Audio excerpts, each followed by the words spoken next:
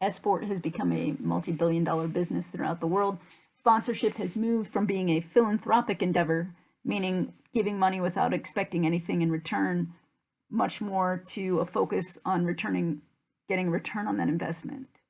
And sponsorship can be defined as support through financial means or providing products or services. 3 benefits of sponsorship include attracting new customers. So maybe there's a target market that you haven't reached out to yet, and you decide people who game, who are involved in esports, are the ones you want to try to attract, so you sponsor an esport team. That may help you attract new consumers. There also could be a positive brand association if the existing team that you decide to sponsor or work with has been winning, so that may help you. And then you can leverage your brand through sport. So you can use sport to help increase awareness about the product and the service that your organization offers.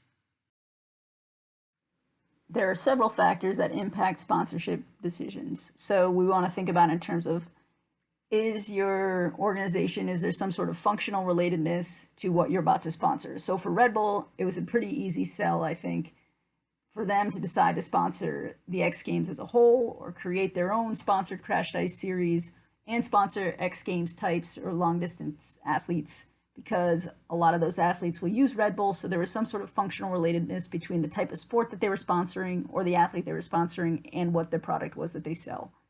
In terms of image relatedness, we can think about it if, like, for socioeconomic status, Rolex may want to sponsor a golf tournament.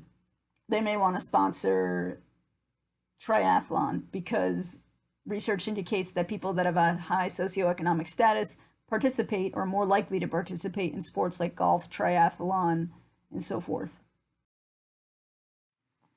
So some other factors that impact sponsorship decisions are, 1, there needs to be an active relationship.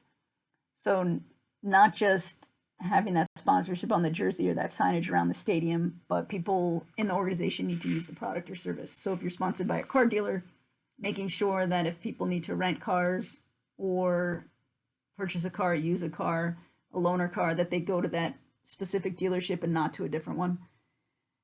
And then synergy means that when a sponsor and an organization or a team or an athlete are a good fit, both entities can benefit greatly.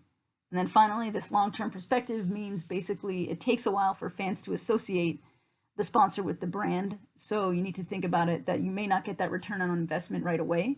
So for example, Federer used to be sponsored his gear by Nike. He's recently switched to this brand called Uniqlo.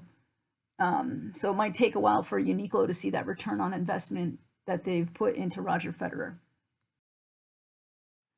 There are a number of different levels in which to categorize sponsorship depending on what your goals of your organization are. Obviously, the top and elite professional, amateur, high-level NCAA Power 5 conferences would have a different brand association than if you did a grassroots level. People may look at the grassroots sponsorship as that you're more invested in the community, like working with or being a partner with reviving baseball in inner cities and Major League Baseball. And there may be a residual return on investment, and people may have a higher perception of your company if you chose grassroots versus elite. Sponsorship can also be categorized by status. So an exclusive sponsorship means that you have all the rights to the publicity for that particular event. This includes signage and announcements. The next is a main sponsorship or a co-sponsorship. So maybe you don't have the exclusive, but you're a co-sponsor. And then third is just strictly naming rights. So it's when your organization puts their name on something, whether it be the name of a stadium or an event. The next and last categorization is by sport entity. Organizations can sponsor events. So NCAA bowl games are sponsored by a ton of different companies, like for one, the Beef O'Brady Bowl. The next is sport team sponsorship.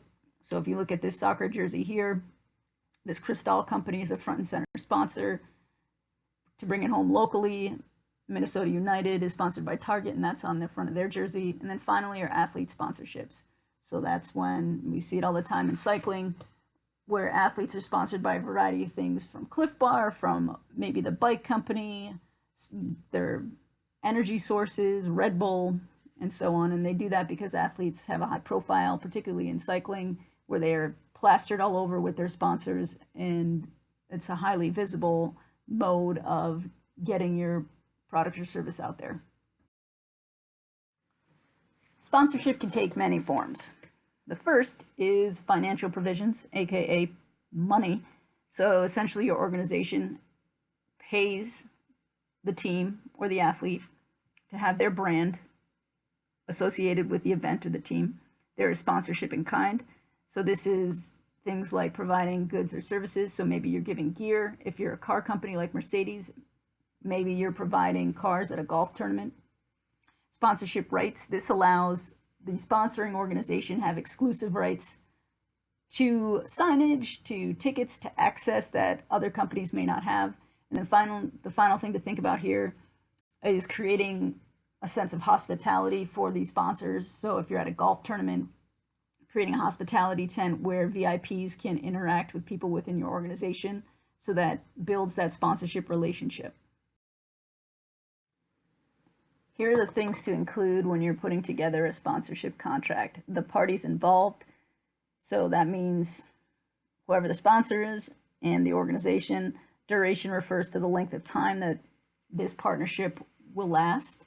Warranties and representations, basically you're saying that whatever this product or service is I'm offering is good, and vice versa on the other side.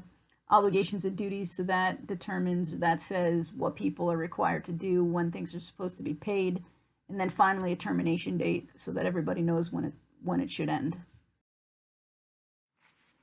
The last key points here are there are a few different benefits of sponsorship. One, you can attract new people. There may be a more positive association with your brand and allows you to leverage your brand a little bit further. There are various categories of sponsorship, from level, elite or grassroots, to status, to entity, whether it's events, it's team, or individual. And then finally, the components of sponsorship, basically in kind, giving a product or a service, financial, actually just paying money, and then exclusive rights to things. And finally, keep in mind that hospitality is important. You want to build that long-standing relationship with your sponsors.